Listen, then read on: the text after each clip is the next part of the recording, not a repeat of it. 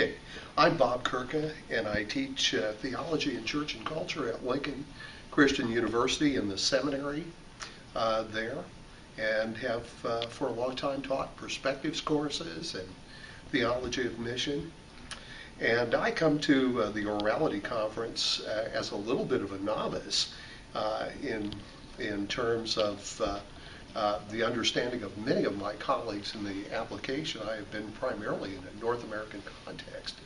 However, my experience with the Chinese people recently, our school is partnering with many Chinese Christians, and particularly Chinese expatriates who are scientists and in many ways very technologically and technically trained, and yet finding out that the biblical worldview, the Christian worldview, really does not resonate with them, largely because the methods that we have used are fairly cognitive and philosophical in our culture. And as I was invited to speak with these people, I began to realize that the power of story, of narrative, of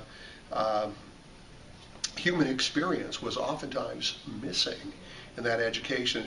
In fact, Chinese leaders said, we are not getting this biblical worldview concept at all because it seems to be very much a Western imposition. So this has been a challenge to my own thinking. In many ways, it's kind of reinforced the fact that Scripture is a grand meta-narrative, and I see that need for a meta-narrative to really be inculcated in audiences worldwide, particularly here in America. People don't know the story and don't know then how their story fits into the mega story.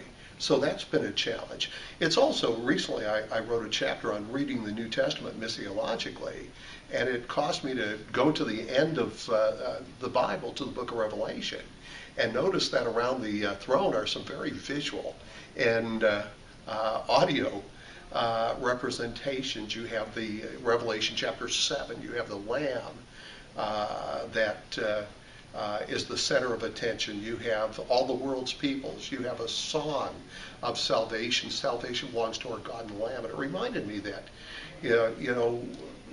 we are Christologically driven. The biblical story is Christologically driven. We are a people of God. There's an ecclesiological component, and there's a doxological.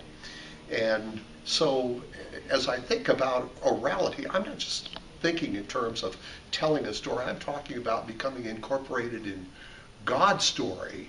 And again, John's apocalypse may be an indication of the many facets that looks like in praise, in worship, in community, and so on.